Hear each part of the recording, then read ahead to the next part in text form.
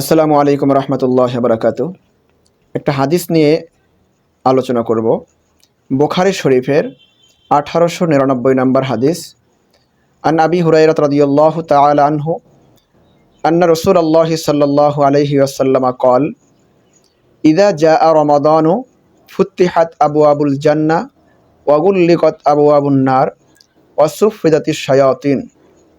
আবু হুরায়রা বলেন, আল্লাহ রাসূল সাল্লাল্লাহু আলাইহি ওয়াসাল্লাম বলেছেন, যখন রমজান মাস আসে তখন আল্লাহ পাক রব্বুল আলামিন জান্নাতের দরজাগুলো খুলে দেন এবং জাহান্নামের দরজাগুলো বন্ধ করে দেন এবং শয়তানকে আবদ্ধ করে ফেলেন।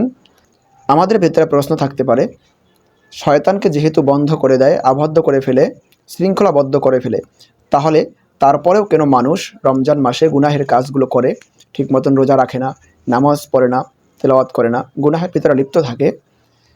মুহাদ্দিসিনে কেরাম বলেন এবং উলামায়ে কেরাম বলেন যে আসলে শয়তান বাকি 11 মাস যেভাবে মানুষের ভিতরে ওয়াসওয়াসা দেয়, ওই ওয়াসওয়াসার কারণে অভ্যাসগতভাবে মানুষ গুনার ভিতরে লিপ্ত হয়েই থাকে।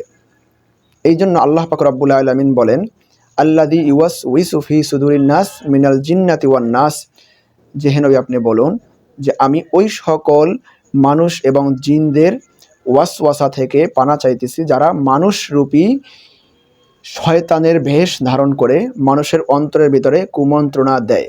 আল্লাহ পাক রব্বুল আলামিন আমাদেরকে রমজান মাস আসতেছে, রমজান মাসে যেন আমরা বেশি বেশি আমল করতে পারি, সেই জন্য এখন থেকেই প্রস্তুতি গ্রহণ করার তৌফিক দান করুক।